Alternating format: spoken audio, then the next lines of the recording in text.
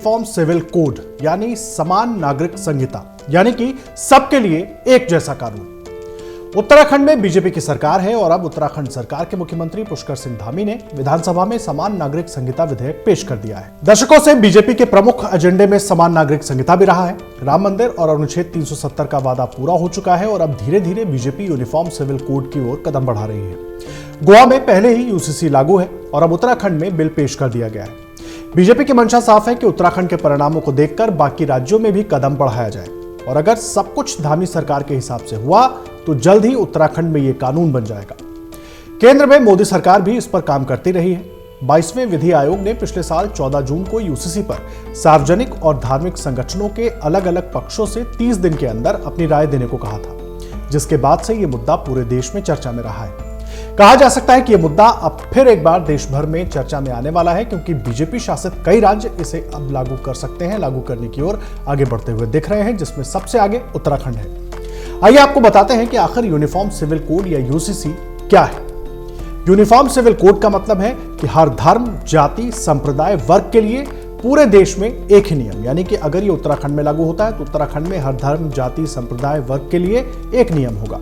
आसान भाषा में अगर आपको समझाने की कोशिश करें तो समान नागरिक संहिता का मतलब है कि पूरे देश के लिए एक समान कानून के साथ ही सभी धार्मिक समुदायों के लिए शादी, तलाक, विरासत, गोद लेने के नियम एक ही हो जाएंगे।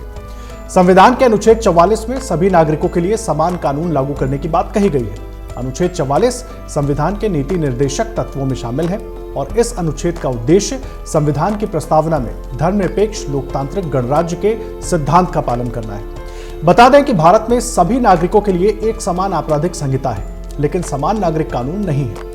पहली बार यूसीसी का जिक्र कब हुआ था, यह भी यहां पर जानना जरूरी है, क्योंकि यूसीसी को चर्चा पिछले कुछ सालों में लेकर तो आप लगातार सुनते आए हैं। बीजेपी के एजेंडे में भी यूसीसी शामिल रहा है, हर चुनाव में इसका जिक्र सुनाई दिया है, लेकिन अगर इतिहास में जाकर देखें तो इसका जिक्र कब हुआ था पहली बार, वो भी जानना जरूरी है।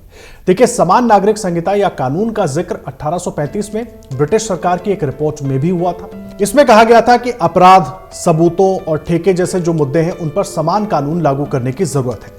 इस रिपोर्ट में हिंदू मुसलमानों के धार्मिक कानूनों से छेड़छाड़ की बात नहीं की गई थी। हालांकि 1941 में हिंदू कानून पर संहिता बनाने के लिए बीएन राव समिति का गठन किया गया। राव समिति की सिफारिश पर 1956 में हिंदुओं, बौद्ध, जैनियों और सिखों के उत्तराधिकार मामलों को सुलझाने के लिए हिंदू उत्तराधिकार अधिनियम विधेयक को अपनाया गया। हालांकि मुस्लिम, ईसाई और पारसी लोगों के लिए कानून अलग रखे गए थे। देखिए, अगर वर्तमान समय में समान नागरिक संहिता की बात करें तो क्या स्थिति है वो भी आपको बताते हैं। भारतीय अनुबंध अधिनियम 1872, नागरिक प्रक्रिया संहिता, संपत्ति हस्तांतरण अधिनियम 1882, भागीदारी अधिनियम 1932, साक्ष्य अधिनियम 1872 में सभी नागरिकों के लिए एक समान नियम लागू है। वहीं धार्मिक मामलों में सभी के लिए कानून अलग अलग है और इनमें अंतर बहुत ज्यादा दिखाई देता है।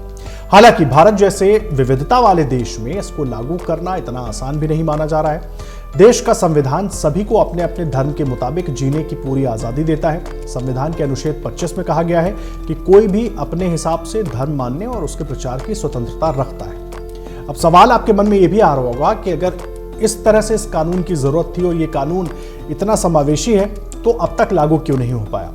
देखिए, भारत का सामाजिक ढांचा जो है वो अलग अलग रंगों से भरा हुआ है, यानी कि बहुत विविध है। हालात यह है कि एक ही इलाके में अलग अलग रीति रिवाज माने जाते हैं, एक ही धर्म के लोग कई तरह के अलग अलग रीति रिवाज मानते हैं। और अगर इसको आबादी के आधार पर देखें तो देश में हिंदू बहुसंख्यक है, लेकिन अलग अलग राज्यों के हिंदुओं में ही धार्मिक मान्यताएं और जो रीति रिवाज हैं वो काफ़ी अलग देखने को मिल जाएंगे। इसी तरह अगर मुसलमानों की बात करें तो शिया, सुन्नी, वहाबी, अहमदिया समाज में रीति रिवाज और नियम अलग अलग हैं। ईसाइयों के भी अलग धार्मिक कानून हैं। वहीं किसी समुदाय में पुरुष कई शादी कर सकते हैं, कहीं विवाहित महिला को पिता की संपत्ति में हिस्सा नहीं मिल सकता, तो कहीं बेटियों को भी संपत्ति में बराबर का अधिकार दिया गया है। समान नागरिक संहिता लागू होते ही ये सभी नियम खत्म हो जाएंगे। हालांकि संविधान में नागालैंड, मेघालय और मिजोरम के स्थानीय रीति रिवाजों को मान्यता और सुरक्षा देने की बात कही गई है।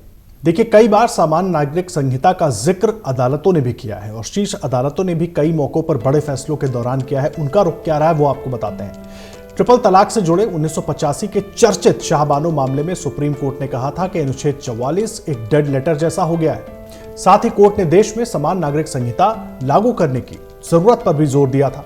सर्वोच्च न्यायालय ने कहा था कि समान नागरिक संहिता विरोधी विचारधाराओं वाले कानून के प्रति असमान वफादारी को हटाकर राष्ट्रीय एकीकरण में मदद करेगी। वहीं बहुविवाह से जुड़े सरला मुद्गल बनाम यूनियन ऑफ इंडिया में शीर्ष अदालत की तरफ से कहा गया था कि पंडित जवाहरलाल नेहरू ने 1954 में संसद में समान नागरिक संहिता के बजाय हिंदू कोड बिल पेश किया था।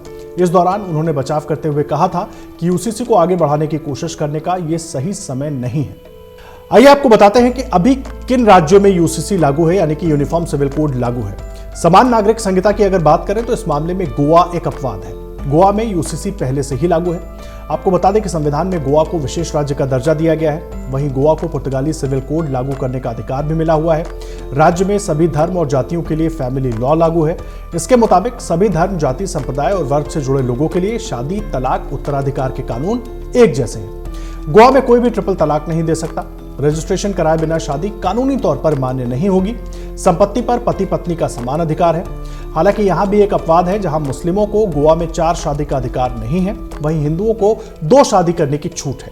हालांकि इसकी कुछ शर्तें भी हैं। अब बात देश में हो रही है, दुनिया की भी कर लेते हैं कि दुनिया के किन देशों में यूसीसी लागू है। देखिए, दुनिया के कई देशों में समान नागरिक संहिता लागू है। इनमें हमारे पड़ोसी देश पाकिस्तान और बांग्लादेश भी शामिल है।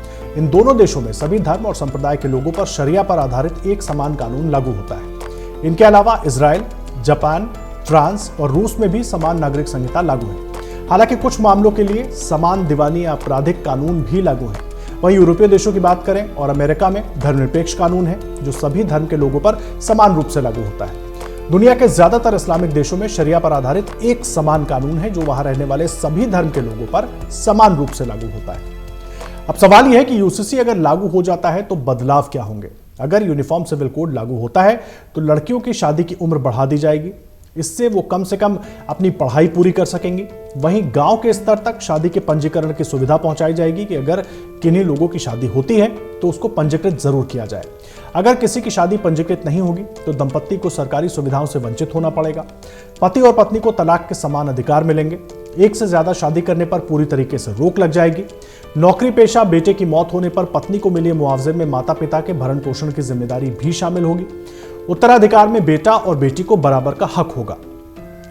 और भी कई बड़े बदलाव होंगे यूसीसी के लागू होने के बाद। देखिए, पत्नी की मौत के बाद उसके अकेले माता पिता की देखभाल की जिम्मेदारी पति की होगी। वहीं मुस्लिम महिलाओं को बच्चे गोद लेने का अधिकार मिल जाएगा। उन्हें हलाला, इद्दत से इस तरह की जो कुरीतियां कही जाती रही हैं उससे पूरी तरीके से छूट मिल जाएगी। लिव इन रिलेशन में रहने वाले सभी लोगों को एक डिक्लेरेशन देना होगा। पति और पत्नी में अनबन होने पर उनके बच्चे की कस्टडी दादा दादी या नाना नानी में से किसी को दी जाएगी। बच्चे के अनाथ होने पर अभिभावक बनने की प्रक्रिया भी आसान हो जाएगी।